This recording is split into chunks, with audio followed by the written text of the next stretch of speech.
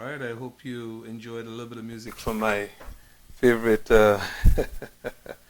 favorite musician and George Benson, the guy that I wish I was actually able to play like him. All right, so we have a number of you online, which is good, nice to see, and I am checking for questions.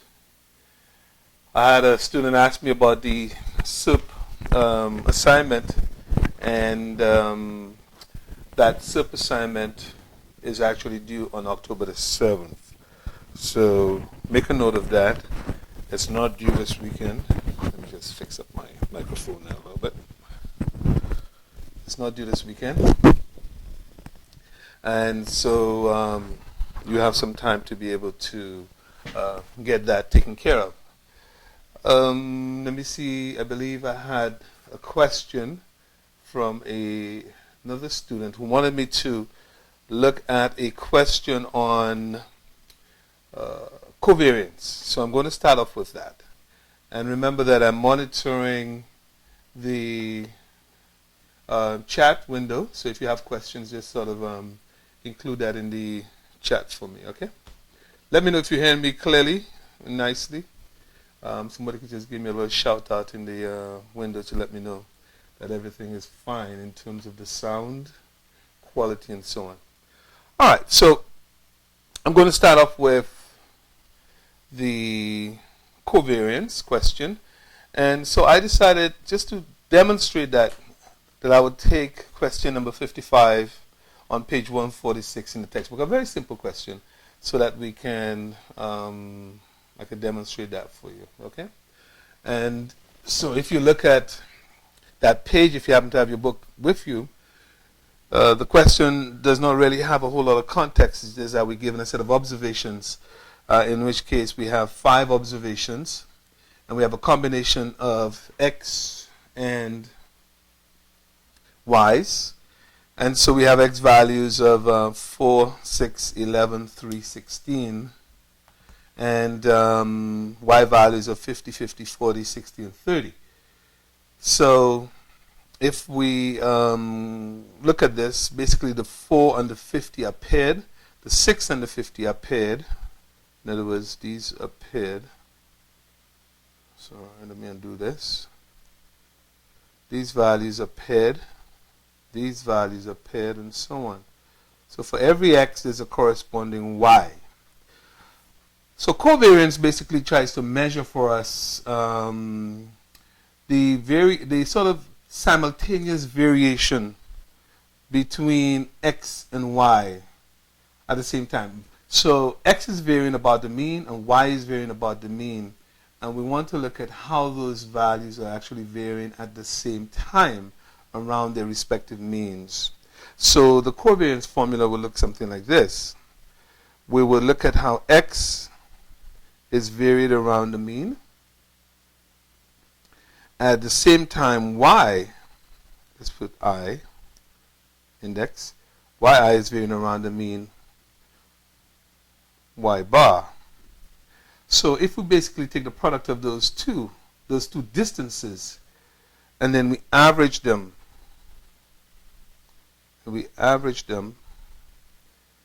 n minus 1, that is the covariance. Now, if you work with this formula, I'm not sure why I'm getting this error keep coming up all the time. But if you work with this formula, then it will kind of be a little bit cumbersome when you have to do calculations. So there are 2 formulas that we could. Let me just see what's going on here. I'm not sure why I keep getting this. Error domain. I'm not sure why I keep getting this. But let me just maybe close this for a second. Let me cancel now because I need my problem data. I'm going to close this and see if it has anything to do with what's going on here. Okay, just bear with me.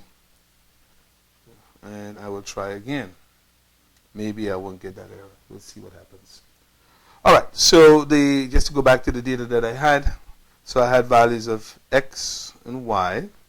And the values that I had was follows: 4, 50, 6, 50, 11, 40, 3, 60, and 16, 30.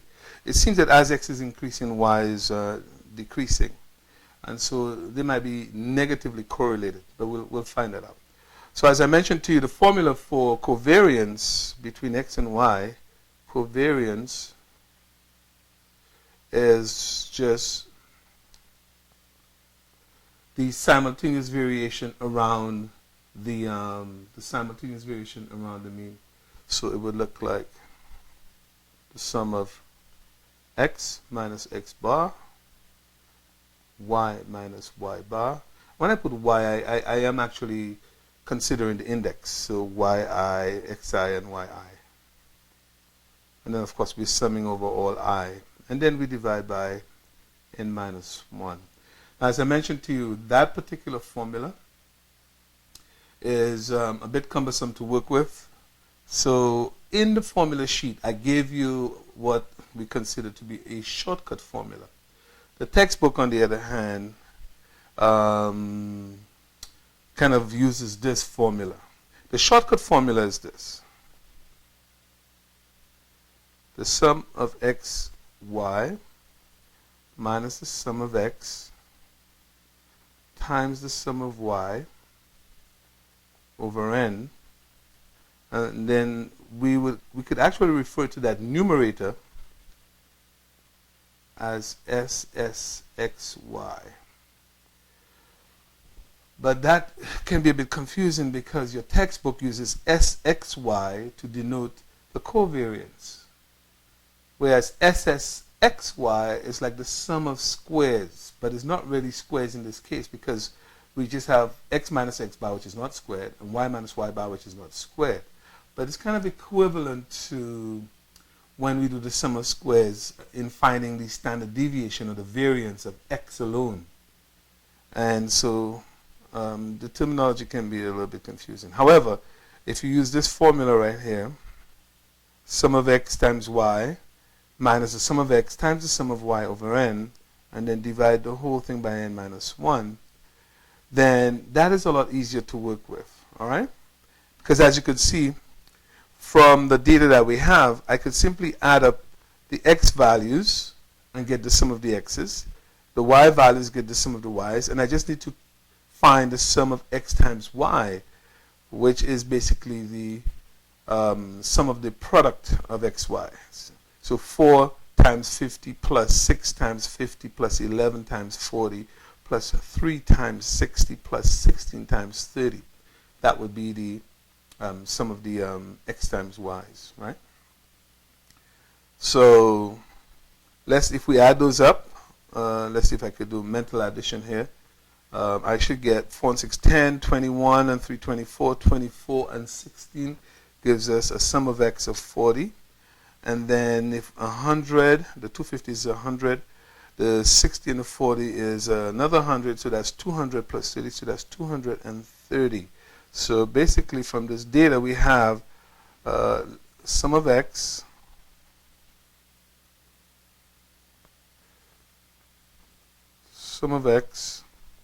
is equal to 40. Sum of y is equal to 230. And now what we need is the sum of the xy. Sum of x times y.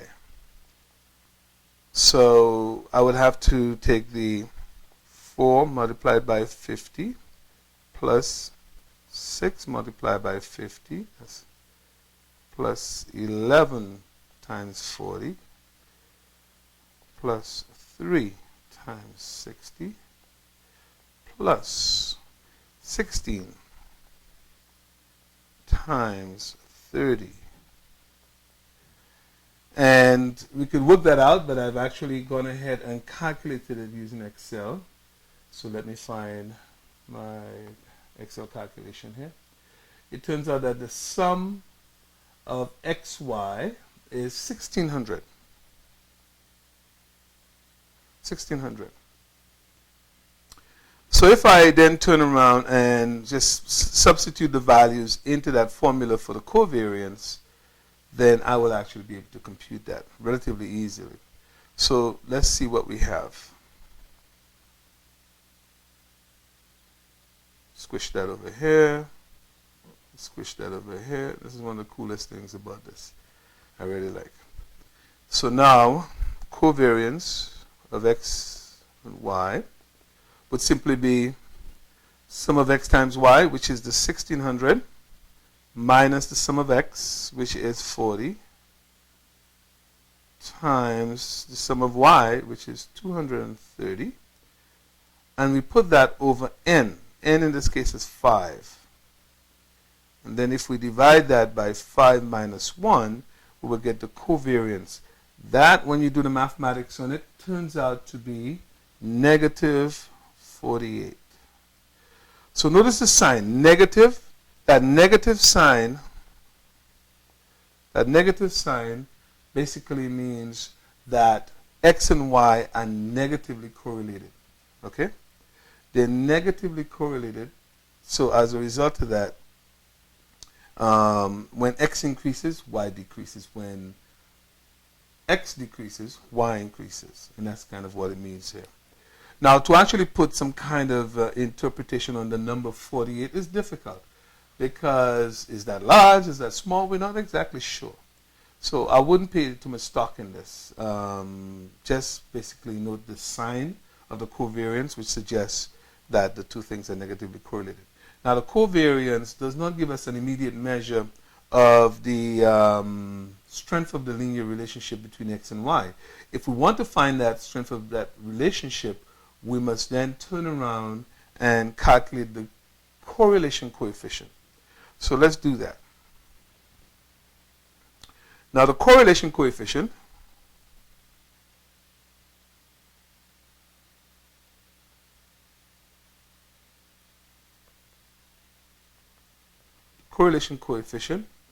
if it's the population, we denote it by rho, R-H-O.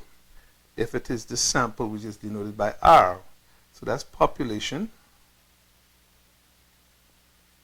And then that is sample. Now, in your textbook, the formula that you're given for R or rho, well, depending on which case we're looking at, is really the covariance of x, y, divided by the standard deviation, S of x times S of y. And that's how we could calculate. So we already have the covariance of x and y. We'd have to go and find the standard deviation of the x and the standard deviation of the y. And if we find that, then we could actually go ahead and calculate the correlation coefficient. Remembering that the correlation coefficient lies between -1 and +1.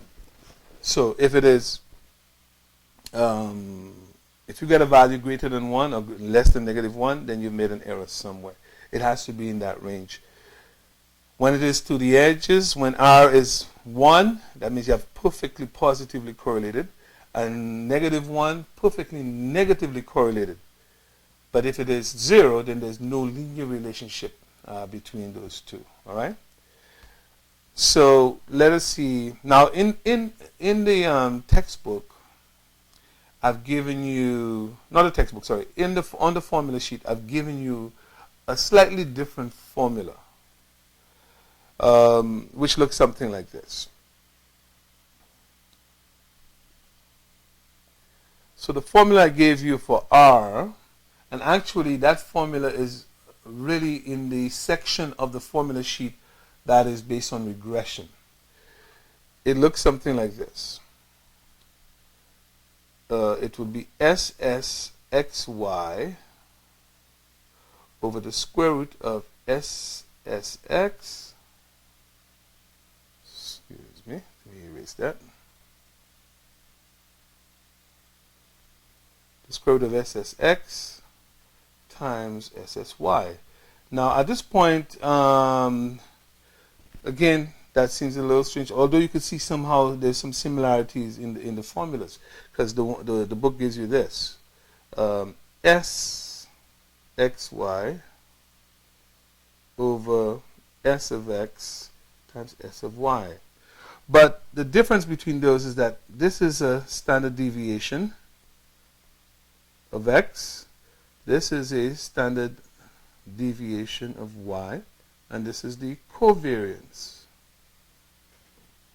In this formula, it's really not quite the covariance, but it's actually that numerator is part of the covariance, and those denominators, those values in the denominators, are connected to the standard deviations. Now I could show you the mathematical proof that the two functions are quite the same. I certainly can show you that. It's not hard to see. All right. So let's kind of let's see what we're looking at. First of all, I'm going to give you what those terms are. So SSXY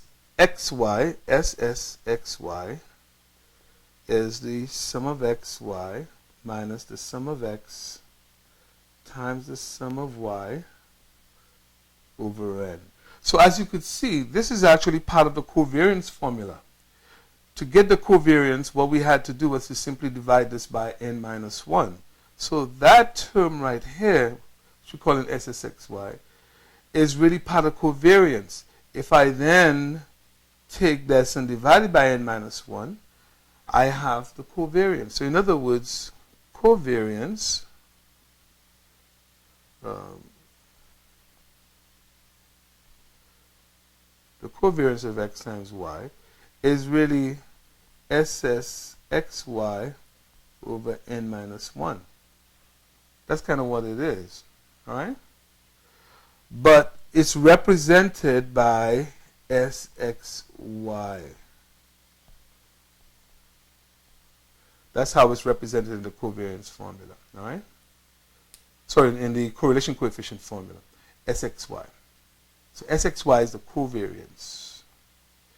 SSXY is really the numerator that we use in calculating the covariance. So the two are not quite the same. In terms of the standard deviation of x and standard deviation of y, then we have Sx,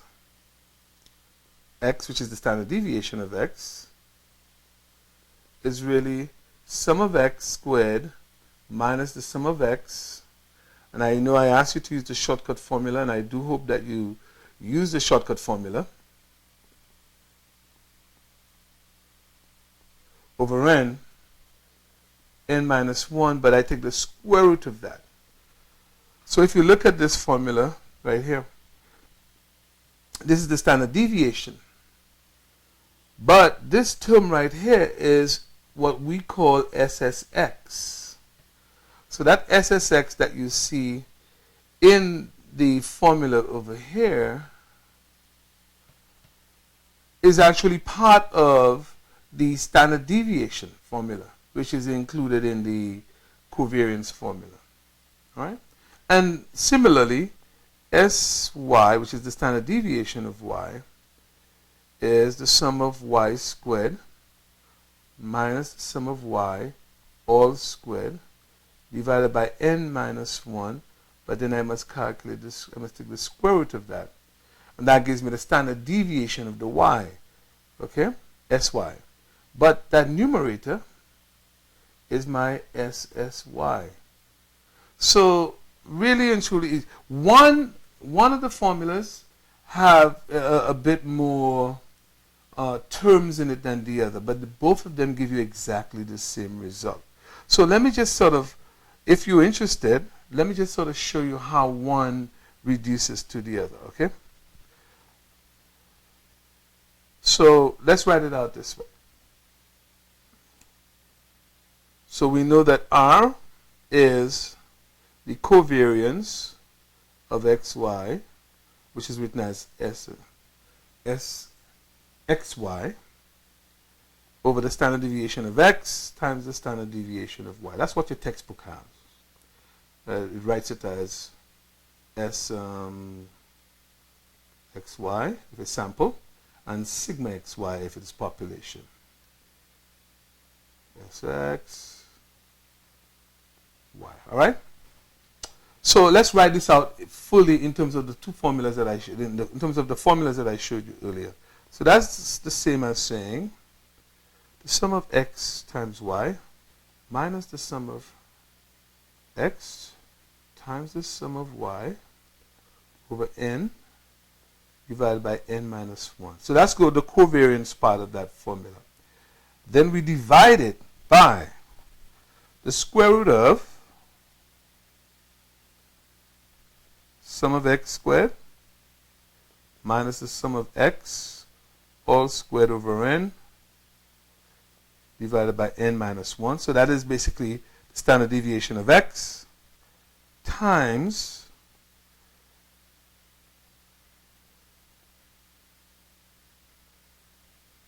I know some of you are saying, why am I going through all of this? It's because some people are confused between my formulas and this formula. So I want to show you that they actually are the same. And if you're convinced they're the same, then hopefully your confusion will go away.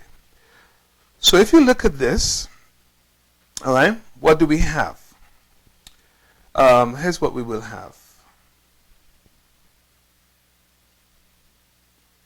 We could actually simplify this crazy looking formula. Let's see what we can do with it. All right. So I could write this as, here's how I could write this. This could be equal to, let's just put I'm going to call this top part SSXY over n minus 1 over the square root of SSX, which is the numerator here, times n minus 1. And since this is, we have two square roots that we're multiplying together, we could put everything under the square root. And the other one is SSY over n minus 1. Now what will happen to those two n minus 1s in the denominator down here? Those two n minus 1s become n minus 1 squared. So under the square root sign, you will have SSX times SSY over n minus 1 squared. So what I could do with that n minus 1 squared, I could actually take it outside of the square root as n minus 1. I'm sure you'll agree with me on that. So this would then be SSXY over n minus 1. I'm probably trying to confuse you now. But the main thing is that for those of you who like a little mathematics, what you will realize is that I can take out, if I have n minus 1 squared under a square root sign, the square root of that is basically n minus 1. So what it leaves me with is essentially SSXY. The n minus 1 here goes down to the denominator, n minus 1 times the square root of SSX times SSY. And then when I remove this n minus 1 outside, but notice that it is the denominator of the fraction in the denominator. So that means that n minus 1, when I remove it outside of the square root, it will go to the numerator. So now I have to put it up here, n minus 1. That n minus 1 cancels out this n minus 1, which leaves me with this formula right here, which is what I gave you on the formula sheet. SSXY divided by the square root of SSX times SSY. What I like about this formula is that you don't have to go all the way and calculate the standard deviations, or go all the way and calculate the covariance, or go all the way and calculate the standard deviation of y. So it actually saves you a couple of steps, because in each of those, if you had to go and find the covariance of xy, then you would have to go and put this over n minus 1 and then find that value. If you have to go and find the standard deviation of x, then you have to put SSX over n minus 1, then take the square root and all of that stuff. Do the same for y. Well, guess what? Now you don't have to do this. You could just take the numerators, and put it all together. So that SSXY is the numerator in the covariance formula.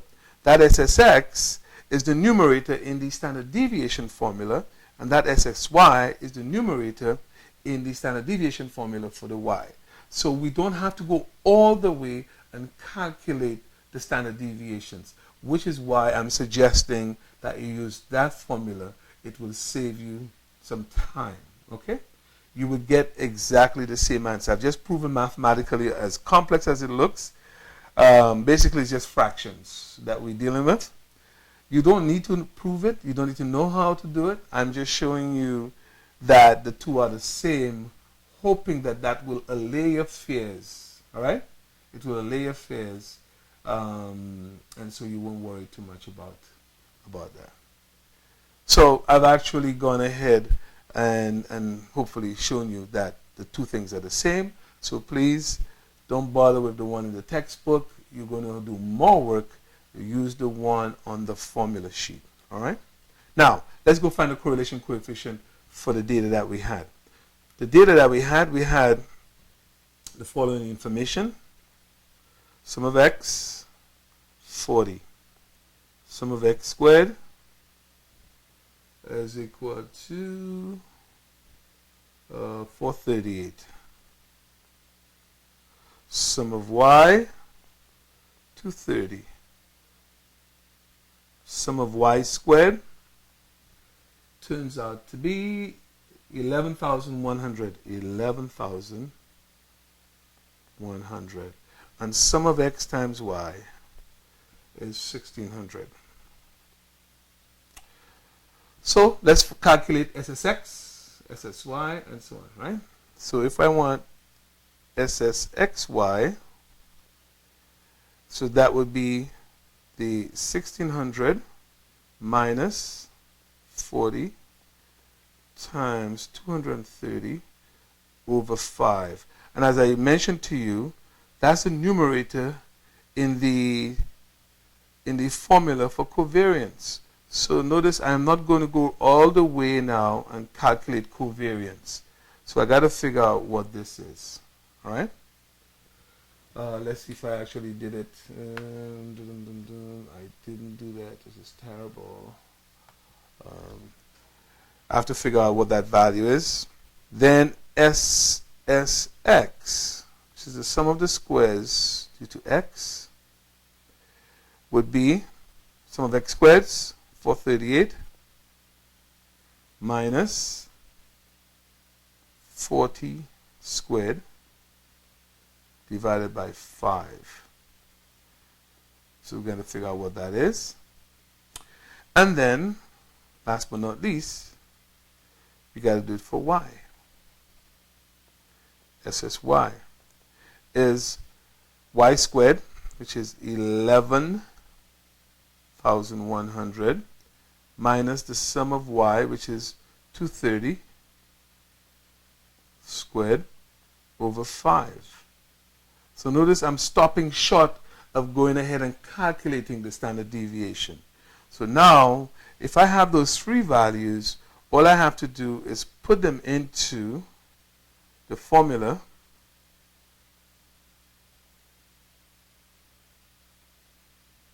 If I have those three values, I just need to put them into the formula. That gives me R is equal to SSXY over the square root of SSX times SSY. So the SSXY will come from this value right here. The SSX will come from this value right here. The SSY will come from this value right here. Now, I should really be sitting with a calculator, but I don't have one with me. I will leave that for you to calculate it, and then that will give you the value of R. Okay? So hopefully you could appreciate that that I did not have to go all the way and calculate the actual covariance and the two standard deviations. I was able to stop short of doing that and get the value of R. And because the covariance was negative, the value of R should be negative as well. All right?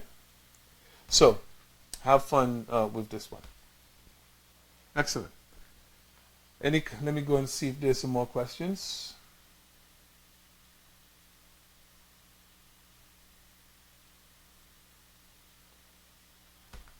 Actually, I should tell you what the answer is for this. It's negative 0.775. Okay? Now, because I use Excel to generate my answer, I use Excel. I actually just use the standard deviations and the covariance because Excel could give me that value very easily. So what I did was, so R, if you want to use the formula the textbook uses, which is this one, covariance XY, although I'm suggesting that you don't do it when you do this by hand, over SX, SY, where SX is the standard deviation, SY is standard deviation. Then the covariance was negative 48, which I calculated earlier. The standard deviation, I use Excel to help me out with that, is 5.431, 5.431. And the standard deviation of Y turns out to be 11.402, 11.402. And when you compute that, you will get the 0.775, negative 0.775, okay? So that is using the formula in the textbook, and the only reason why I did this is because I have in Excel right here. Let me see if I could show you my Excel file. Then I am able to show you.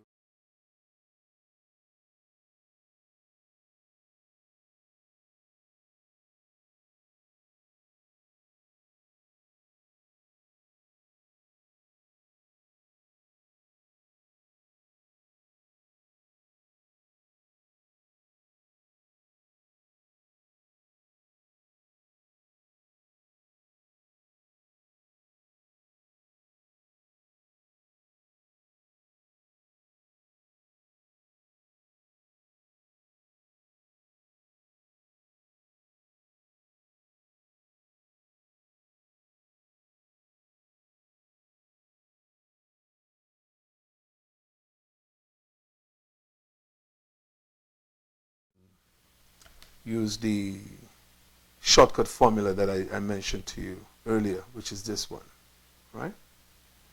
And you should be good. Excellent. I hope that cleared it up a little bit for the person who asked the question about doing a small example with covariance. Let's see what other questions we have. Okay, I see here the sound is good. Thank you. Save the video and the chance to get. Absolutely, the video will be saved. Getting an error message. Charlene, Margaret, apologies for being late. Didn't see the message until 10 minutes ago. Okay. All right. So hopefully you got through, Charlene. Any other questions? If not, let me just ask. I could probably just explain a few things based on my observations in class. I am seeing that some people are having some difficulty calculating probabilities under the normal distribution, or under the standard normal, I should say, when it involves the difference between, an area between 2 points. So let me see there what I'm talking about here. So in cases where you have a question that requires that you find the area between two values. So let's just assume in this case we're talking about z and negative z, right? So what if my Z value is 1.96 and this is negative 1.96? If I want to calculate this area, I have to look up the table for the area associated with 1.96. That area is a cumulative area from negative infinity to that value. In other words, it will include everything, including this tail right here. So all of that would be included.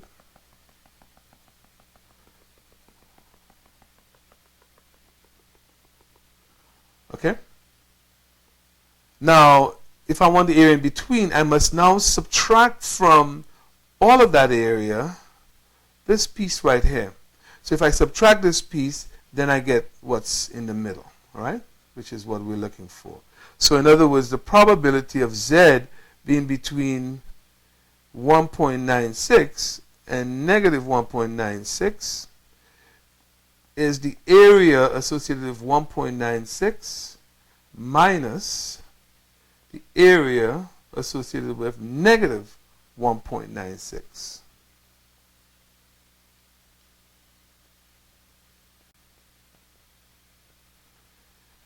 And so we'd have to look that up in the table. Let me see if I could grab my table right here. Give me 1 second.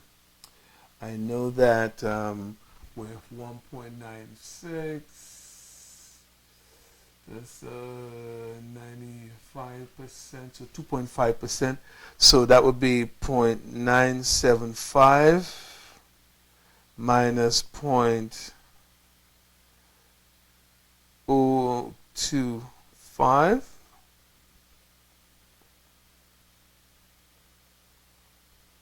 .025, and then that gives us 0.95.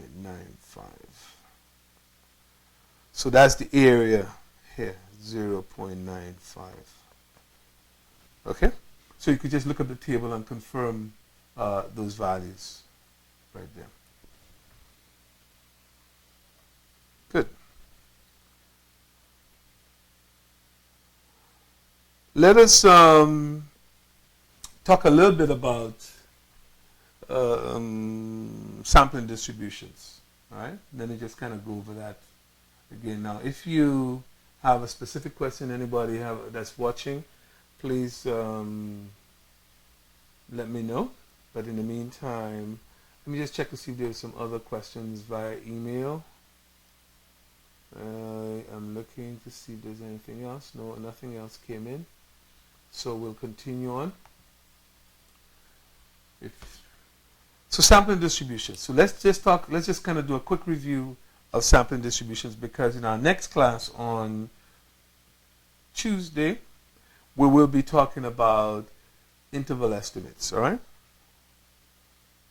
And sampling distributions is actually a very big part of that. So sampling distributions. What creates a sampling distribution? So as the term suggests, sampling distribution is a distribution that comes from a sampling process. So if we consider, say, the population, and let's assume the population is normal for now. It doesn't have to be, but let's assume the population is normal. And our random variable is just x, which is an observation for an individual value. So it has a mean mu x, standard deviation sigma x. What happens is that when we want to study the population, we take a sample of a given size n, and we will observe sample statistics, such as the sample mean, the sample standard deviation, or even a sample proportion. All of those are possible sample statistics. But that is just from a single sample. If I repeat that process and take many more samples, I will get different sample means, x bar 1, or I'll get, p bar, sample proportions. If I repeat that again, then n, x bar 2, p bar 2, etc. And then I could keep taking as many samples as possible. Okay? Until I run out of space. So when I put all of those together, I get a distribution. So if I'm monitoring or measuring proportions, so for example, let's say I want to look at what percentage of our students actually live in Dartmouth.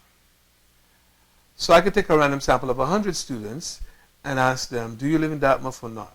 So that's the sample proportion. Maybe 55 of the 100 students out of my sample live in Dartmouth. Maybe if I take another one, 45 might live in Dartmouth. If I take another one, 35 might live in Dartmouth. If I take another one, 60 might live in Dartmouth. So all of those sample values, when you put them all together, they constitute a sampling distribution. Excuse me.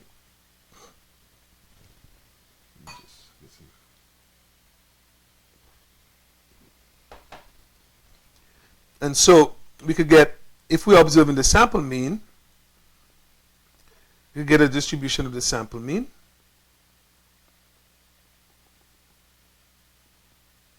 Or if we're observing the sample proportion, we get a distribution of the sample proportion.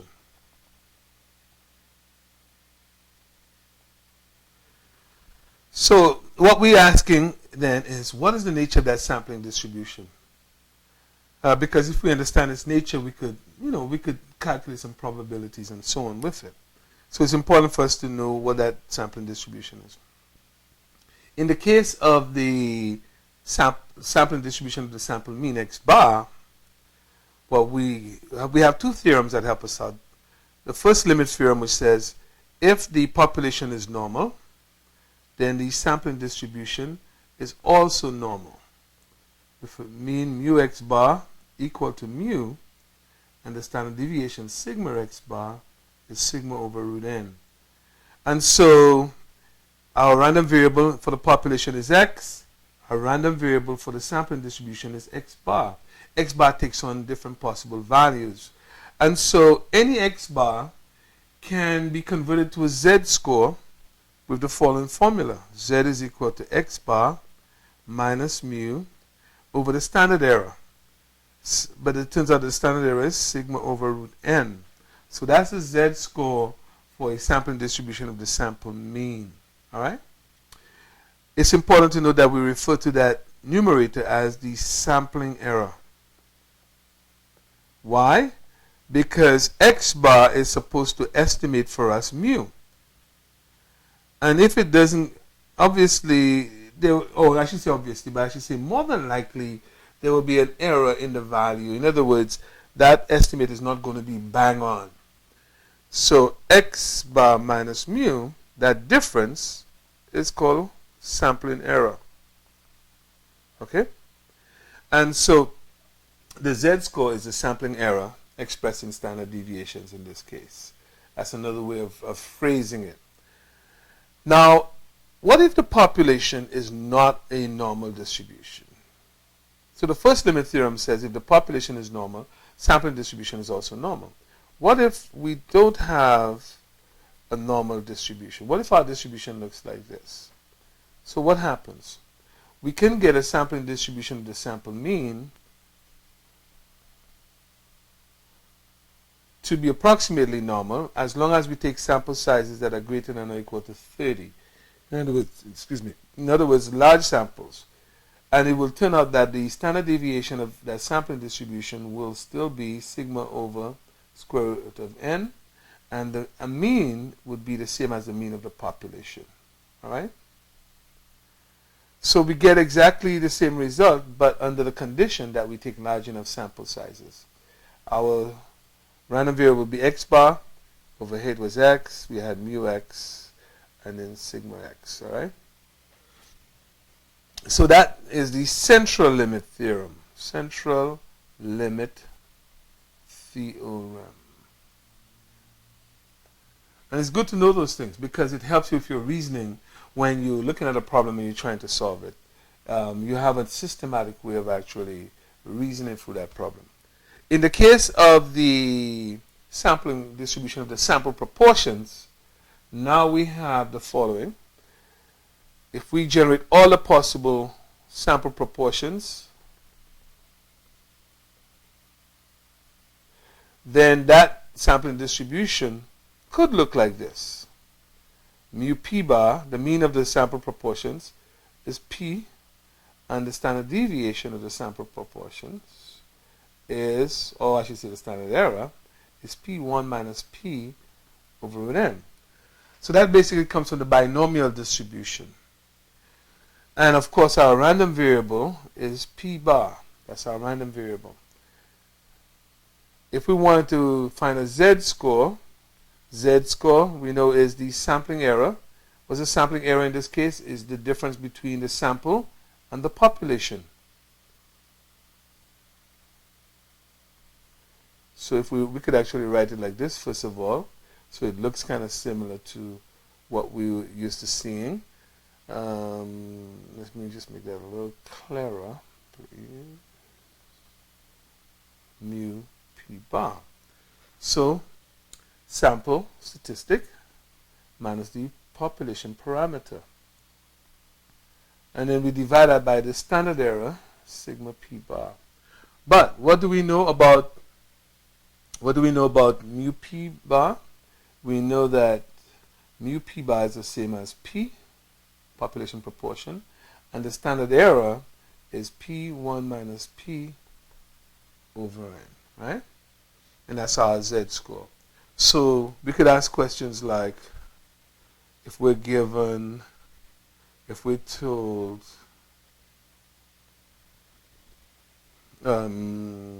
say, for seniors, right? 60% of seniors who invest own GICs. Now, GICs are guaranteed income certificate. Those are low risk, low returns. And so seniors, of course, who are concerned about not losing their money and in their, in their twilight years, in their golden age, do not want to take a bunch of risk. So I could say to you, what's the probability in a random sample of 100 seniors, 65% or more, right, own GICs?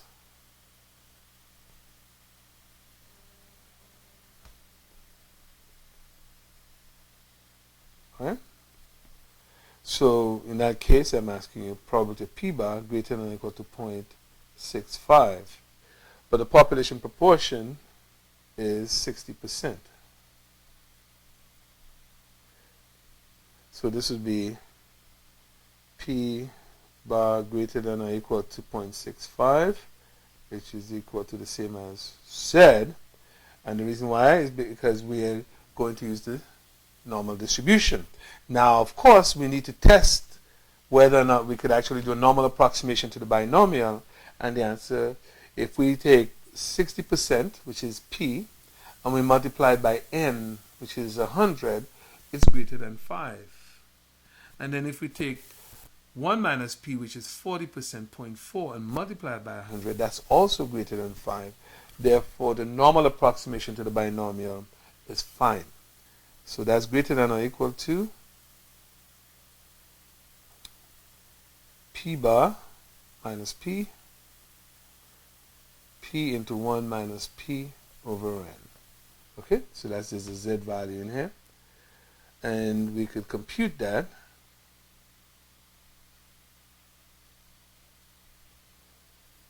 Where Z is equal to 0.65 minus 0.6 over the standard error, which is 0.6 times 0.4 over 100.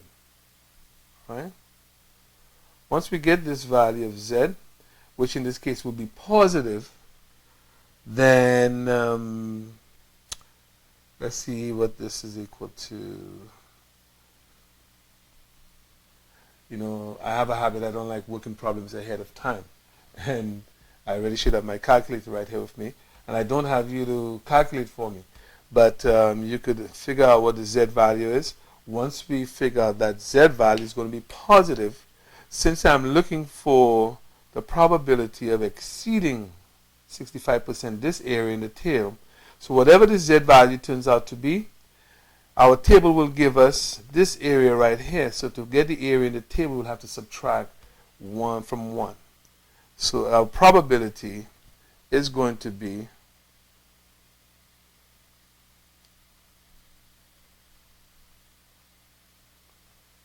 our probability PZ greater than or equal to whatever that value is, I want you to put that in there, will be 1 minus area associated with that Z value. And that would be the answer. So I need you to finish that off for me. I'm certain you can do that. If somebody online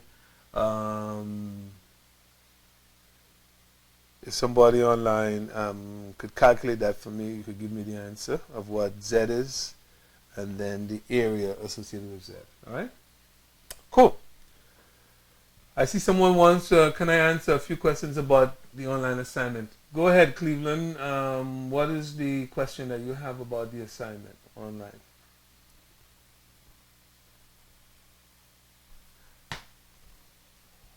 I'm looking for your question.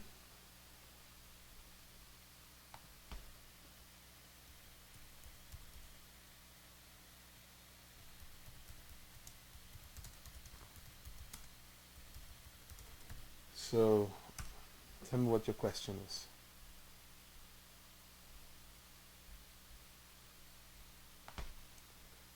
There you go, I'm still here. Oh, okay. So I believe that might be an error. This is about a question which asks you for the quartiles, but for some strange reason, it has this percentages. I'm not sure why, but really I would say just compute the percentiles, and after you compute the percentiles, then just put those values in there. Don't try to convert them to percentages. Because really the first quartile is the 25th percentile, the third quartile is the 75th percentile, but I'm not sure why there is the percentage sign after the field. Somebody brought that up. Somebody brought that up to me earlier. So yeah, I would say ignore the percentage, and then just put in the actual quartiles themselves. Just pretend the percentage is a dollar sign. Okay. All right. Okay, Charlene, you gave me something here, I guess. Question is here. Can I see it? Okay. I'm not sure.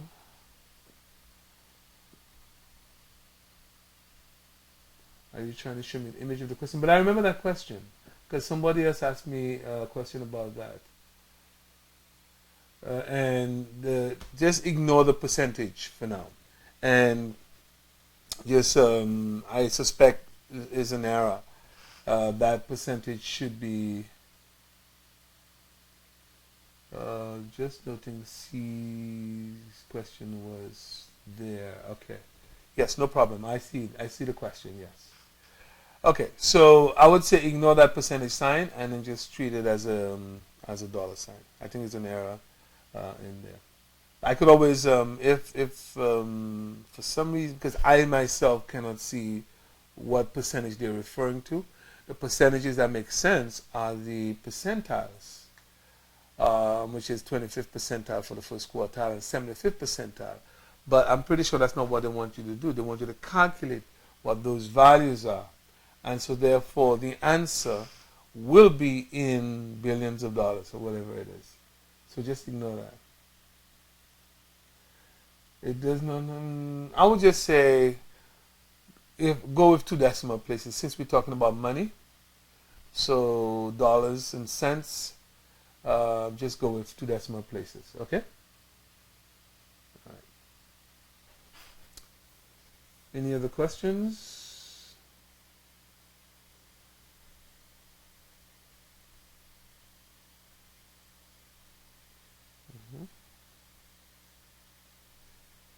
Okay. It's coming up to 8:44. I have to pick up my daughter at dance very shortly. So I will take maybe 1 or 2 more questions very quickly. Also in question 8B does not see how many decimal places. Okay, I just mentioned if it is the money, then just use the 2 decimal places. Okay. I think a question just came in.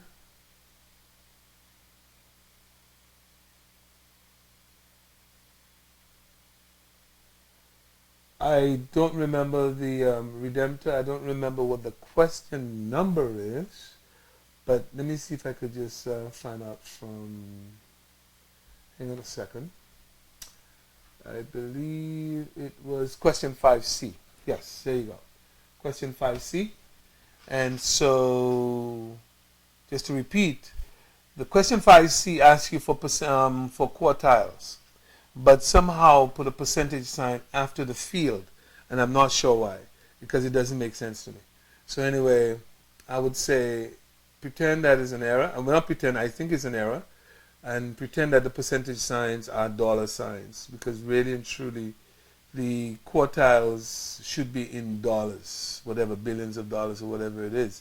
So in that case, I would just say treat it as if it is a dollar sign, all right? And don't worry about it. Actually, go over variance. Okay, I'm just going to just very quickly do this because I have to shut down very shortly. Let's see, variance. What is it about variance that you're not clear about, Keisha? It would be nice if I could get a sense of what you're not understanding about variance. But let me just, I don't have time to go over an actual problem, but just kind of remind you of the formula for it. So variance, if we look at a set of values,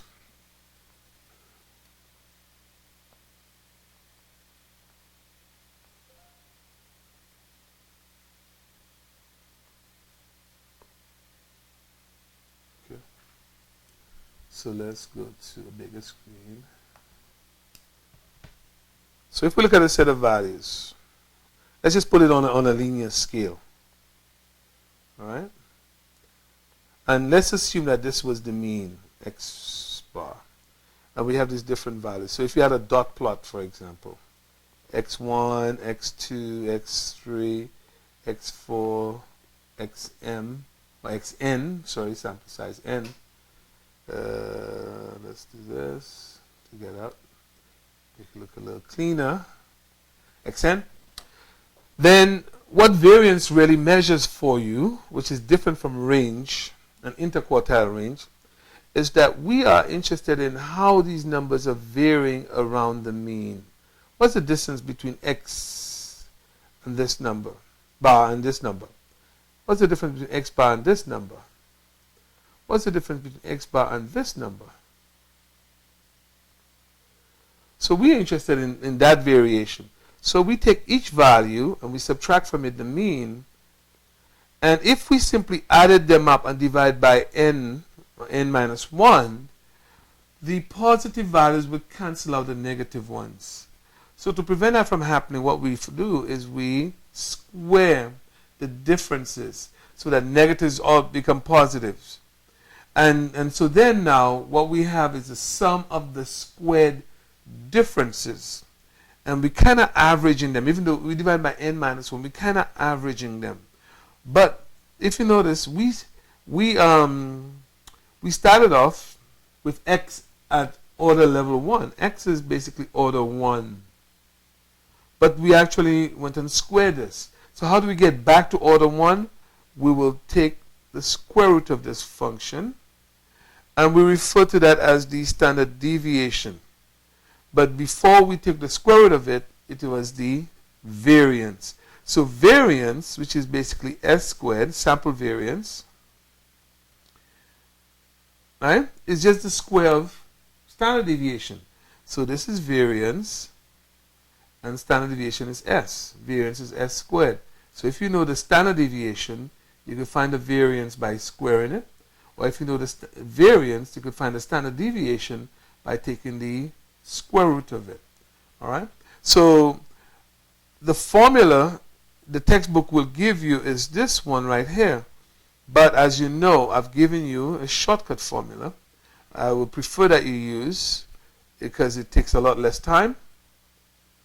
And we are looking at S is equal to SSX over n minus 1, the square root. And you say, well, whoa, what's SSX? Well, SSX is just the numerator. SSX is the sum of x squared minus the sum of x all squared over n. All right? So that piece right here is really the same as this numerator over here. They're actually the same. And again, I would have to show you the mathematical proof of it, but we don't really need it for our course. Just remember that that is. So SSX over this n minus 1, we take the square root of that. So that gives us the standard deviation right here. So if we have a set of x values, we can simply add them up to get the sum of the x's, and we square them and then add them up to get the sum of the x squareds, and then we could then substitute in this formula and get the standard deviation of the variance. Remember, if you have standard deviation, square it, you get variance. If you have the variance, take the square root of it and you'll have standard deviation. All right? So that should basically cover that. Is it supposed to be a big number? Oh, the variance can be anything.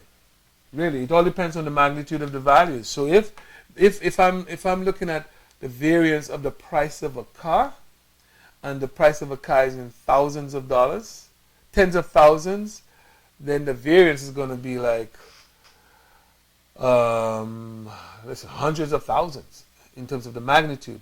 If I'm looking at the price of, say, I'm looking, what's an item? Say, geez, what I'm looking for? Pencils or pens, right? That might be in the order of $5, $10, $2, $3, and so on. Then in that case, the variance will have a small magnitude. That's why we don't compare different distributions when the magnitude of the values are very different.